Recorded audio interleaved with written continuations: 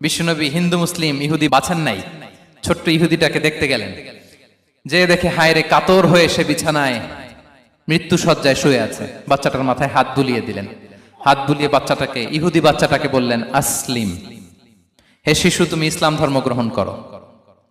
এখন ছোট্ট মানুষ, তার বাবা আবার পাশে দাঁড়িয়ে আছে, আব্বা কি বলে না বলে, সে নাযারা ইলা ওয়াজহি আবি, বাবার দিকে তাকালেন। তা বাবা বলে, আতি আবুল কাসিম, মানে বিষ্ণু ইসলামের কুনিয়াত, বড় ছেলে ছিল কাসেম, তাকে বলা হতো আবুল কাসেম।